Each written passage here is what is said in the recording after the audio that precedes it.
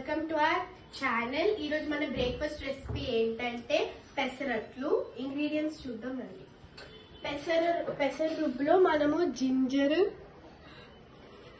Coriander, green chilli, ఆ తర్వాత కొత్తిమీర, జీరా వేసుకొని బాగా మిక్స్ చేసుకొని కొంచెం అందులో సాల్ట్ వేసుకోవాలి, తగినంత సాల్ట్. దీన్ని మిక్స్ చేసుకొని ఆల్రెడీ రెడీగా పెట్టుకున్నాము.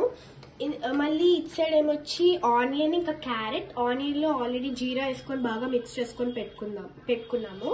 ఇప్పుడు మనం ఎలా తయారు చేయాలో చూద్దాం రండి. కొంచెం రుబ్బు తీసుకొని బాగా మిక్స్ చేసుకొని ఇప్పుడు వేయాలన్నమాట. బాగా దోశ అని మనం ఎలా వేసుకుంటాం అలా వేసుకొని మెల్లగా.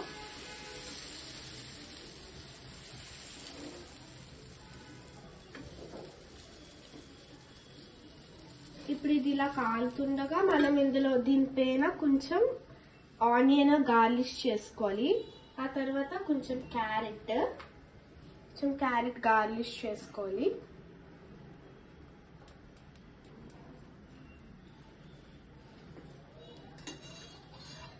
కొంచెం ఆయిల్ వేసుకోవాలి క్రిస్పీగా ఉండడానికి.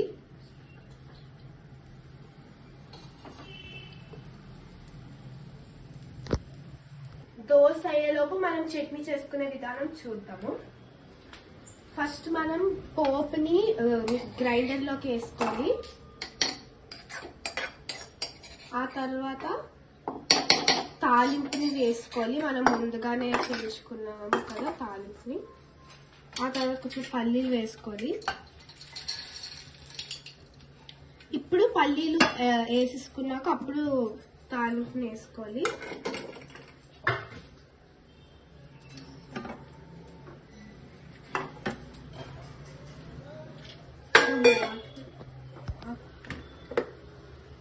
ఇప్పుడు మనం గ్రైండ్ చేసుకోవాలి.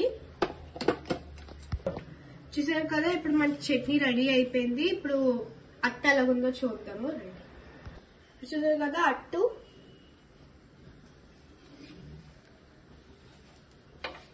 ఇప్పుడు మనం ప్లేట్లోకి తీసుకుందాము. బాగా కాలింది. ఇంకో అట్టు వేసుకుందాము. ఇందాక ప్రాసెస్ లాగే మళ్ళీ ఇప్పుడు కూడా అట్టని బాగా రోల్ చేసుకొని మిక్స్ చేసుకోవాలి.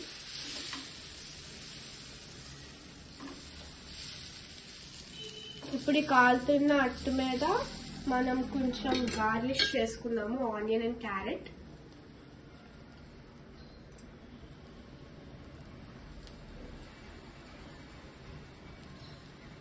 బాగా గార్లిష్ చేసుకున్నాక ఇది అలాగా ఫ్రై అవుతుంది అనమాట. ఈ దోశ అయ్యేలోపు మనము ఇంకో దోశ వేసుకున్నాం కదా, అది మనం టేస్ట్ చేద్దాం ఎలా ఉంటుందో రండి.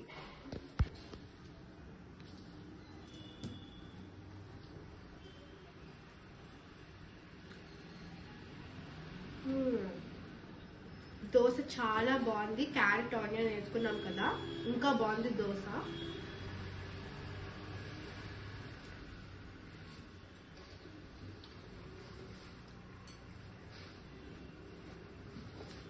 దోశ చూసారు కదా, మీరు కూడా ట్రై చేయండి, చాలా బాగుంది దోశ.